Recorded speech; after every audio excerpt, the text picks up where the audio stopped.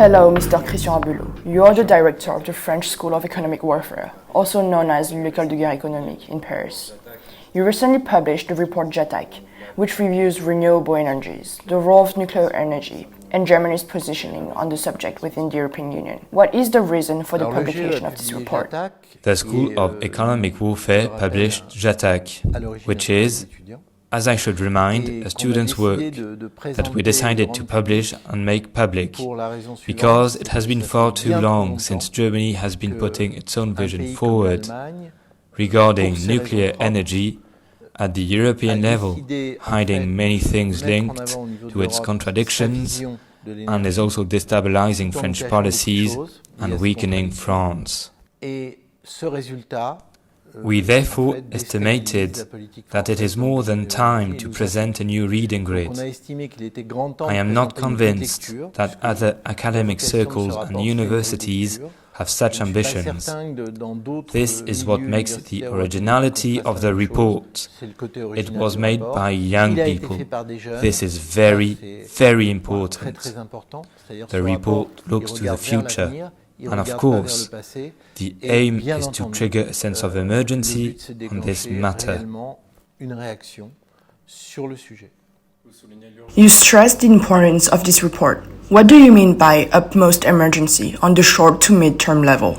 This report is of an urgent nature because we cannot continue to let Germany do what it is doing at the European level with a discourse that claims to be very eco-friendly and opposed to countries that pollute by emitting CO2 and so on, whereas in reality, Germany does not respect its own commitments in relation to ecology. In a way, Germany is fooling France and the other European countries. This cannot continue.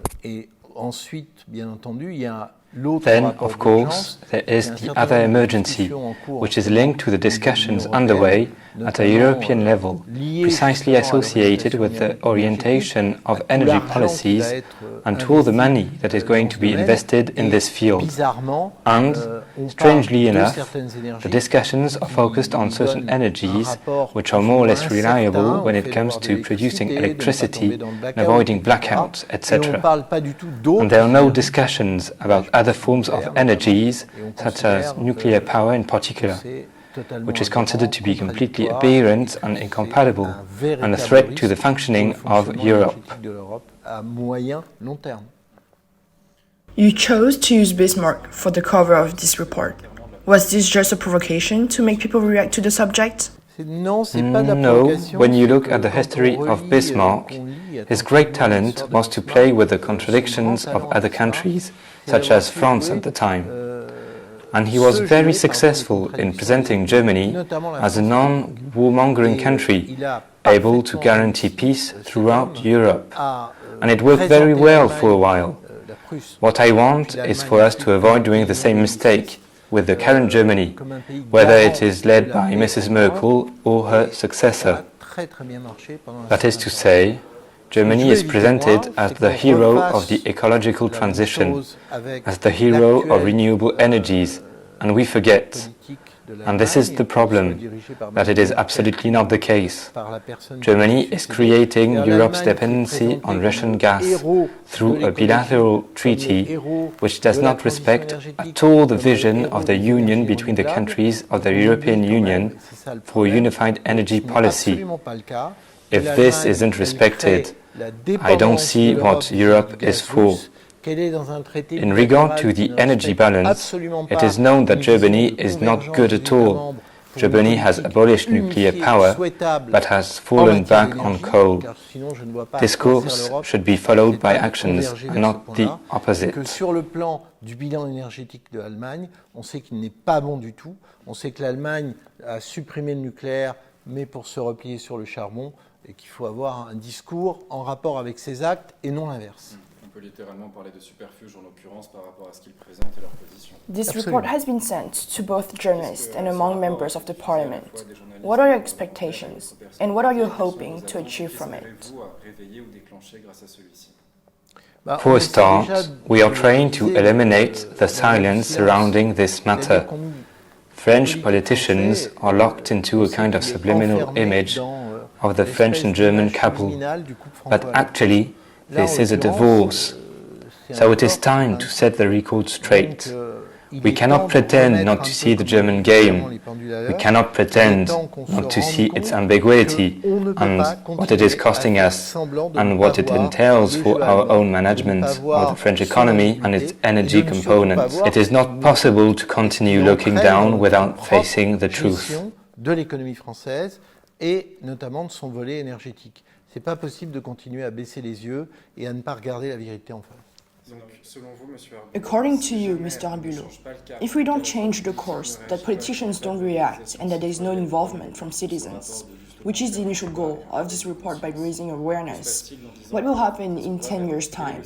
What is the worst-case scenario? The worst-case scenario directly affects the French citizens, with first of all their annual electricity bills. Will they be multiplied by 2 or 3? This should already make people think and look at what they are spending. Some people don't even realize the amounts they spend. Today, we have electricity that is not expensive. That will no longer be the case in the future. The second aspect of the worst-case scenario is to do with power cuts. I should point out that our Minister for Ecological Transition, Mrs. Pompili, has more or less said that because of the new system with renewable energies, we will eventually have to get used to power cuts. Well, no, madam. When we have created an industrial system with a well-suited consumer society, well, we are not going to go back to the past to have power cuts, or else we are going to start pedaling on a bicycle to produce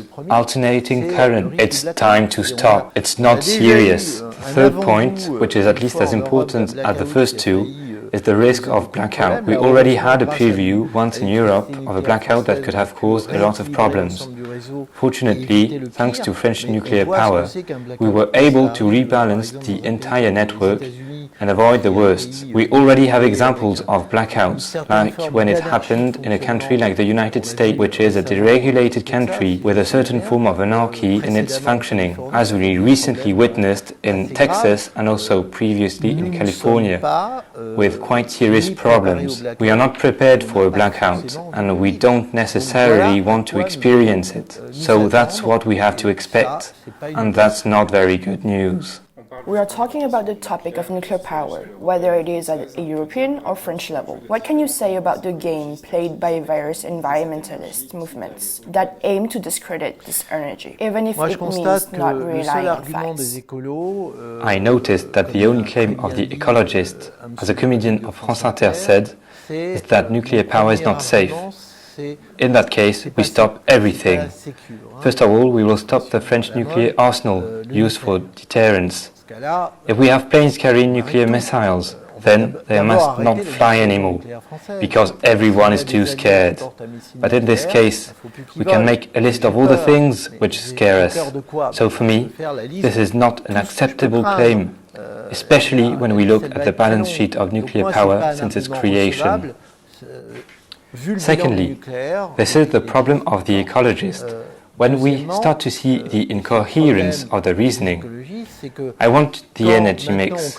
I want new technologies to be invented on one condition, but they are not intermittent.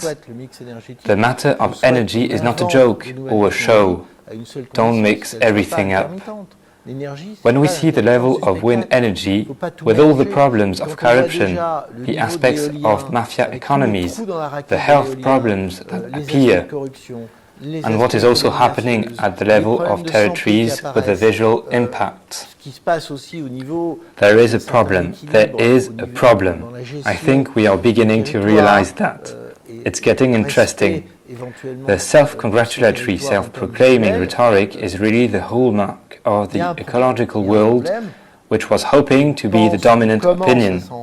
This is all crumbling to pieces, if not more. And that's good news. We are down to earth. Sorry, Mr. Hulot, you're crying because people shouldn't be criticizing wind power. But they all want nuclear. I think that's not the problem. We are not doing shows on TF1. we are down to earth. That's pretty good news. Désolé, Monsieur Hulot, hein, vous êtes en train de pleurer. And I think the impulse for the future is to finally become lucid again and to take the measure of things. Yes, roll up our sleeves and invent as many solutions as possible that will give us the desirable energy mix. But no sneaking off like the Germans, who depend on Russian gas.